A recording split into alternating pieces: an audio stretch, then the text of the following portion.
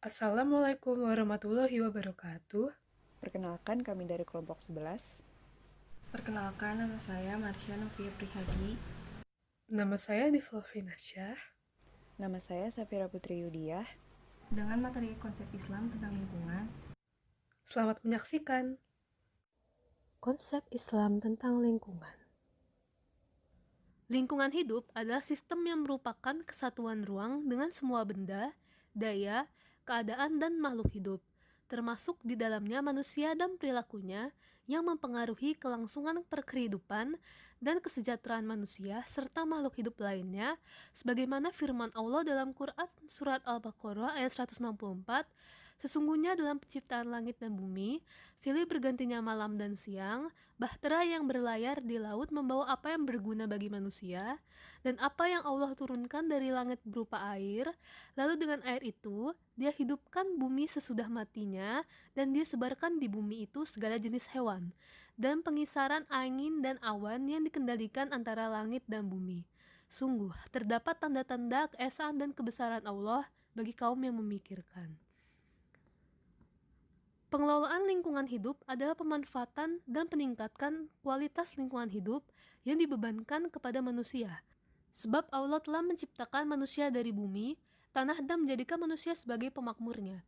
Amanat Allah yang dibebankan kepada manusia inilah memakmurkan bumi ini dengan kemakmuran yang mencakup segala bidang, menegakkan masyarakat insani yang sehat, dan membina peradaban insani yang menyeluruh, mencakup semua segi kehidupan sehingga dapat mewujudkan keadilan kaum ilahi di bumi tanpa paksaan dan kekerasan, tapi dengan pelajaran dan kesadaran sendiri. Dalam proses terjadinya alam semesta, ada beberapa teori dari para ahli. Yang pertama ada teori ledakan besar, yaitu bahwa alam semesta ini mengembang. Seluruh planet dan bintang terus bergerak saling menjauhi seolah-olah berasal dari satu tempat yang sama. Yang kedua ada teori Kant. Salah satu dari pendapatnya adalah teori kabut atau nebula, yang dikemukakan Immanuel Kant pada 1755 dan Pierre de Laplace pada 1796, yang kemudian terkenal dengan teori Kant-Laplace. Dalam teori ini dikemukakan bahwa alam semesta terdapat gas yang kemudian berkumpul menjadi kabut atau nebula. Dari beberapa teori para ahli di atas, kemudian para ahli astronomi terus berusaha memecahkan teori terbentuknya alam semesta.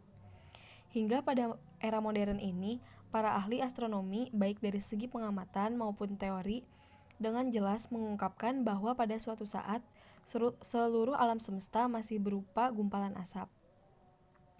Hal ini merupakan sebuah prinsip yang tak diragukan lagi menurut standar astronomi modern. Para ilmuwan sekarang dapat melihat pembentukan bintang-bintang baru dari peninggalan gumpalan asap semacam itu. Tapi, jauh sebelum ditemukannya teori oleh para ahli tersebut, Allah telah menjelaskan tentang terjadinya alam semesta dalam ayat Al-Quran.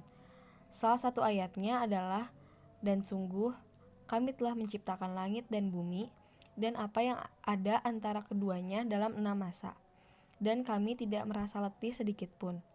Quran Surat Kahf ayat 38. Dalam ayat tersebut disebutkan ada 6 masa. Urutan tersebut itu ada: masa pertama, Quran Surat An-Nazi'at ayat 27. Pada masa atau periode ini, alam semesta pertama kali terbentuk dari ledakan besar yang disebut Big Bang. Ledakan besar tersebut sebagai awal lahirnya ruang dan waktu termasuk materi. Dari ledakan besar tersebut terbentuklah awan debu. Ketika awan debu berkondensasi sambil berputar dan memadat, di situ terbentuk unsur hidrogen. Saat temperatur awan debu mencapai 20 juta derajat Celcius, terbentuklah helium dari reaksi inti sebagai atom hidrogen. Lalu sebagian hidrogen yang lain berubah menjadi energi berupa pancaran sinar infrared. Masa kedua, Quran Surat An-Nazi'at ayat 28. Ayat ini menerangkan tentang proses pengembangan dan penyempurnaan. Dalam ayat ini terdapat kata meninggikan bangunan, yang memberi pengertian bahwa alam semesta mengembang, galaksi-galaksi saling menjauh dan langit makin tinggi. Sedangkan kata menyempurnakan memiliki arti bahwa alam ini tidak semata-mata terbentuk, melainkan sebuah proses evolutif atau bertahap. Masa ketiga, Quran Surat An-Nazi'at ayat 29. Di ayat tersebut terdapat kalimat, "Dia menjadikan malamnya gelap gulita dan menjadikan siangnya terang benderang. Masa ini adalah di mana terbentuknya matahari sebagai sumber cahaya dan bumi berotasi sehingga terjadi siang dan malam. Masa keempat, Quran Surat An-Nazi'at ayat 30. Pada masa ini daratan bumi muncul. Dahulu kala terjadi tumbukan antara matahari dengan sebuah komet yang menyebabkan sebagian massa matahari terpental keluar. Massa yang terpental ini menjadi planet, di antaranya adalah bumi. Penghamparan yang dimaksudkan adalah pembentukan superkontinen Pangea di permukaan bumi. Ketika bumi baru terbentuk, belum ada daratan, yang ada hanyalah batuan-batuan yang berpijar dengan suhu ratusan derajat Celcius. Masa kelima, Quran Surat An-Nazi'at ayat 31. Dalam ayat 31 ini menunjukkan bahwa di mana terjadi evolusi bumi, dari tidak ada air menjadi ada air. Air tersebut berasal dari komet yang menghantam bumi. Hidrogen yang terdapat pada komet bereaksi dengan unsur-unsur yang terdapat di bumi, dan terbentuk uap air. Uap air ini kemudian turun sebagai hujan. Bukti air berasal dari komet ialah rasio deuterium dan hidrogen pada air laut sama dengan rasio pada komet. Semua kehidupan berasal dari air. Setelah air muncul, kehidupan seperti tumbuh-tumbuhan pun bermunculan. Masa keenam, Quran Surat An-Nazi'at ayat 32-33. Gunung-gunung dipancangkan, artinya gunung terbentuk setelah penciptaan daratan, pembentukan air dan munculnya tumbuhan. Gunung memiliki akar di dalam tanah atau bisa juga disebut pasak. Fungsi gunung ialah menstabilkan kerak bumi, mencegah goyangnya tanah. Sebagaimana yang disebutkan dalam ayat 33, setelah terbentuknya gunung, terciptalah hewan dan manusia. Selanjutnya saya akan membahas kedudukan alam dan lingkungan menurut Islam. Al-Quran telah menuliskan seluruh kejadian dan kebenaran tentang alam semesta ini, tentang apa saja yang ada di alam semesta.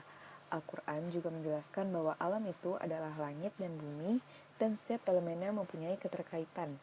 Untuk itu, alam semesta harus kita pahami sebagai wujud dari keberadaan Allah Subhanahu wa Ta'ala dan tanda rasa syukur kita kepada Allah yang telah menciptakan sebuah ruangan untuk kita tinggali. Keberadaan alam ini dapat dibuktikan dari beberapa firman Allah yang terdapat di Al-Quran. Antara lain, Dialah Allah yang menciptakan segala yang ada di bumi untuk kamu, kemudian Dia naik ke atas dan menjadikan 7 langit, dan Dia maha mengetahui segala sesuatu. Surat Al-Baqarah ayat 29. Allah lah yang menjadikan bumi bagi kamu tempat menetap dan langit sebagai atap. Surat Al-Ghafir ayat 64. Antara alam semesta atau makhluk hidup dan Allah mempunyai keterikatan erat.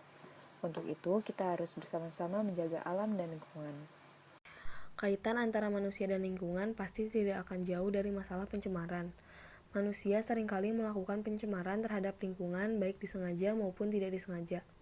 Padahal pada manusialah Allah memberikan kekuasaan penuh untuk memakmurkannya dan pula untuk berbuat baik di permukaannya, bukan untuk membinasakan atau merusaknya. Dan kita juga diwajibkan untuk menjaga kebersihan karena kebersihan merupakan sebagian dari iman.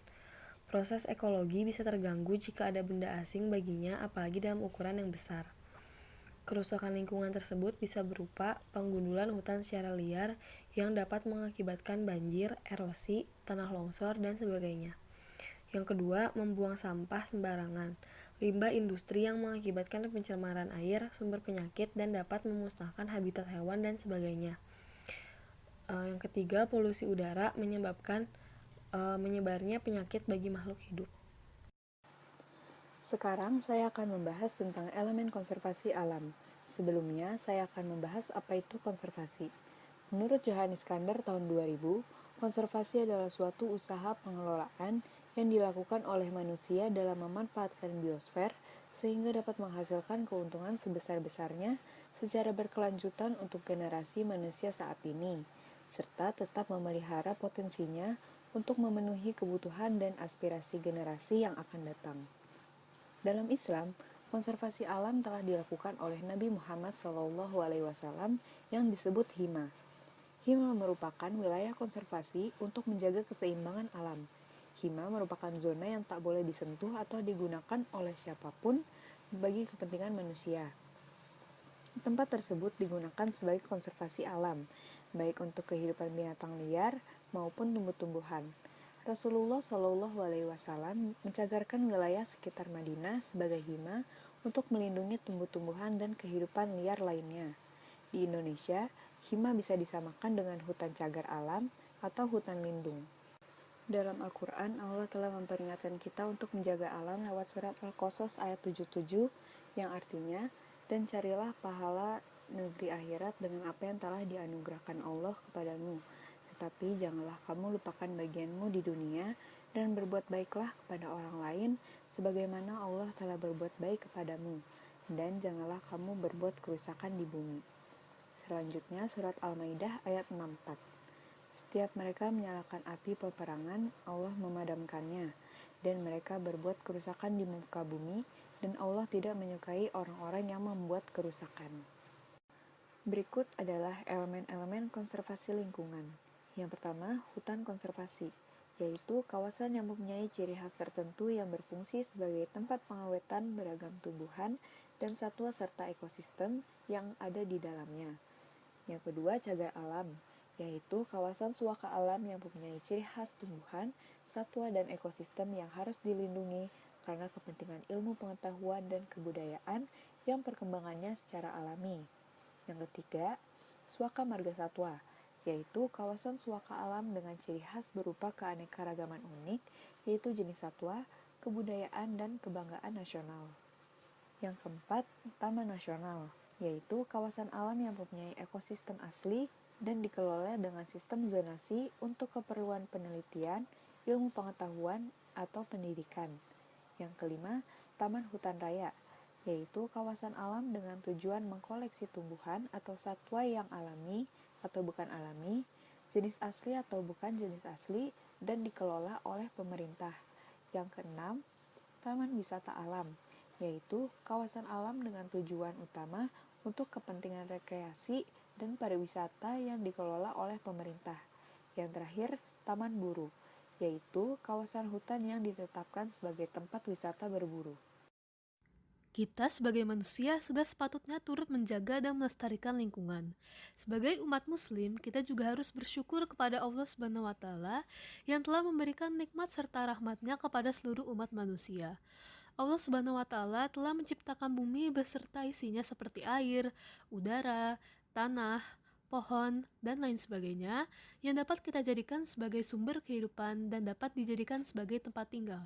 Dan Allah Subhanahu wa taala pula yang telah melengkapi akal dan pikiran kepada kita semua agar kita dapat berpikir dan mengemban peran penting serta menjaga kelestarian lingkungan kita di bumi ini. Berikut ini merupakan beberapa peranan yang dapat kita lakukan.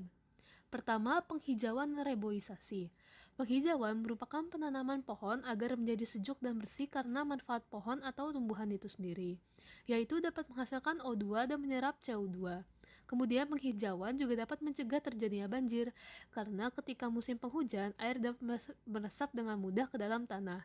Sama halnya dengan reboisasi atau penanaman kembali hutan yang gundul juga perlu dilakukan, karena reboisasi dapat mencegah terjadinya erosi, melestarikan kesuburan tanah, dan menghasilkan udara yang bersih.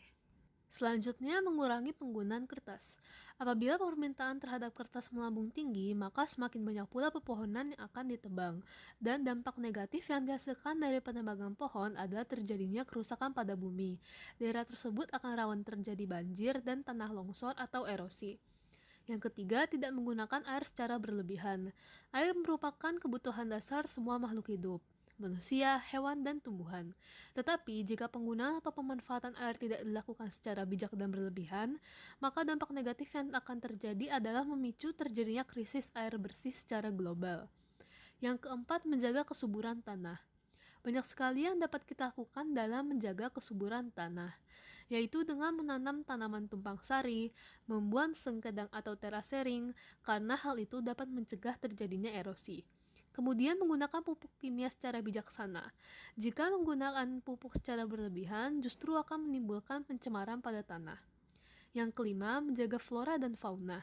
Hal paling sederhana yang dapat kita lakukan adalah dengan menjaga hewan dan tumbuhan yang ada di sekitar rumah kita, yaitu tidak merusak tumbuhan dan tidak mengganggu atau mengusik binatang-binatang tersebut. Di Indonesia pun banyak flora dan fauna yang sudah langka. Dengan melakukan konversi seperti membentuk cagar alam atau suaka marga satwa, melindungi pemburuan liar, melakukan pemberantasan perdagangan antar satwa, artinya kita turut melestarikan ekosistem agar tidak punah. Dan yang terakhir, melakukan pengelolaan limbah. Pengolahan limbah dapat dilakukan dengan mendaur ulang sampah. Caranya adalah memilah sampah yang dapat didaur ulang, kaca, plastik, kertas, logam, tekstil, dan barang elektronik, dan sampah yang tidak dapat didaur ulang. Styrofoam, popok, kotak pizza, kertas tisu, selotip atau double tip. Kemudian juga dapat disediakan tong sampah organik, anorganik, sisa makanan, dan plastik. Contoh botol dan plastik dapat dijadikan kerajinan yang menarik, sisa sayuran dapat dijadikan pupuk. Terima kasih. Sekian presentasi dari kelompok kami. Mohon maaf jika ada salah kata atau materi. Wabillahi taufiq wal hidayah. Wassalamualaikum warahmatullahi wabarakatuh.